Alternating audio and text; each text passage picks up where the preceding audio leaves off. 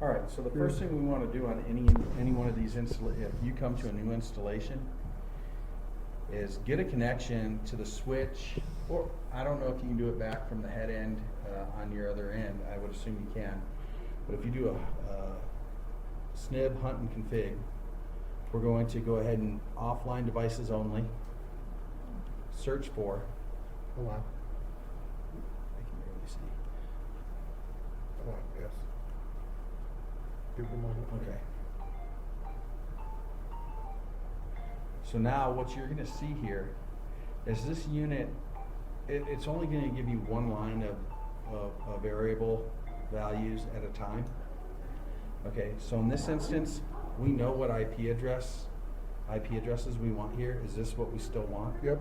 Okay, so I'm literally going to go through, oops, there you go. So I'm not much of a typist.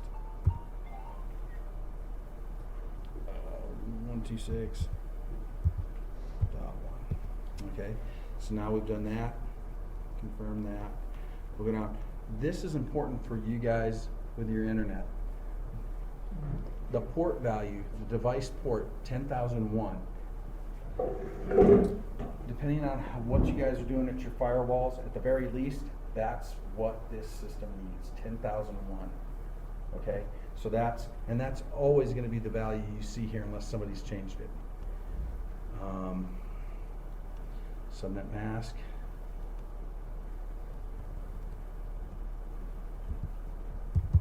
That's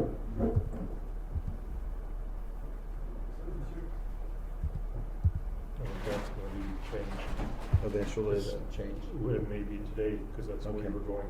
So it'll be 240, but I'll call it sure. Okay. Yeah, we don't have to send the configuration changes yet. So that's the value. Carl was just saying that those values could change here as far as the subnet mask.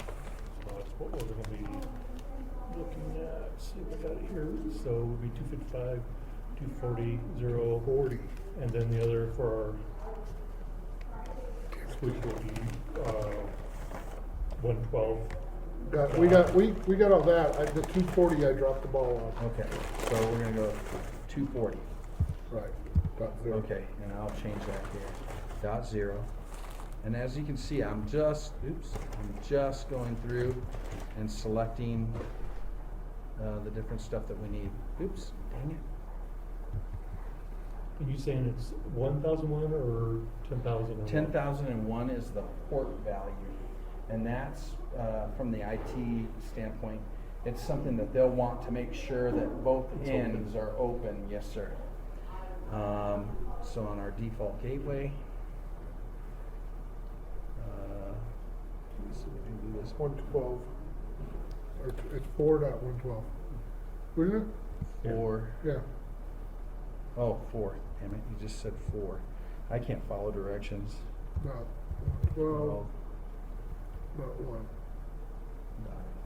Now, once you've gone through this, if we go back from the beginning, so here's our default gateway, 10.4.112.1. We input the proper values there. Did we get the dot in? Yeah. If we go back and we look at the subnet mask, 255.255.240, yeah, dot So zero. I told you wrong. That's okay, I'll now make that correction there. The device port's always going to be 10,001. And then the IP address is going to be 10.4.126.1. So, at this rate, I believe I have the right stuff in here. Now, with this hunt and configuration tool, here's the fun part. We originally made that connection. We did search for SNIB2 offline devices only, and we got into this panel. How do you know we got another panel? Is that what? Well, yeah, and so that's the only one that's here too. I mean, we're not plugged into, there's not another SNIB2 that's got a network drop in it in this LAN, so we know we're in the right one. If you had to, you might have to come up here and try and find a number and verify values, you know. But for the most part, and you can always do this with a direct connection into the SNIB2. Mm-hmm. Yeah, so it's not real easy to figure out. Well, it's real easy in this instance, we know this is it. So, now that we've confirmed that we put the right stuff in, we just simply click on the Send Configuration to Device hot button here. Boom. Now here's the problem. There's no table, no scale, no indication from here. Right.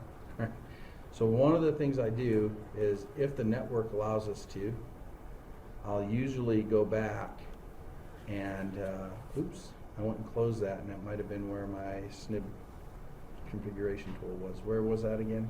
Oh, it's on your drive. I probably just took it down. There. Yeah, there it is. So if I get back to this, oops. If I get back to this, oops. Oops. So my whole intention here is to just open it again. Yeah. Open it again after you've sent it, because there is no meter. And now if we search again, we should see that we got it back with the modifications that we made, and we do. 10.4.126.1. Unfortunately, they don't give you a meter, they don't give you a successful, anything like that. So what I'll typically do is exactly what I'm doing right now. I'll just go back through, make sure all the values stayed the way that I thought they should. We all know about keystroke errors, and that's it. So we got the right information into this panel. Now the next thing is, now that we have that, we can actually, we want to navigate to and open the Velocity application, which we have, oops, well, you say it's in here? Okay. Oh. This wow, is that's my a different- background.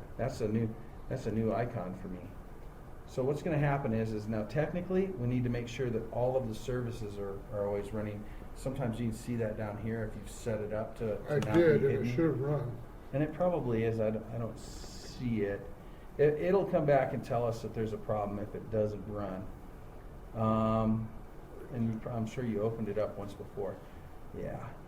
So if you have that thing going and you have it where it's not hidden, it's kind of nice, because then you can tell. We'll see if this It's is. in this arrow. You can drag it down. Drag it down. Straight down Yeah. here. Oops. There it is. Okay.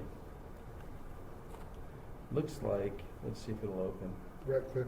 Yeah, well, oops, I'm trying to, that thing's micro.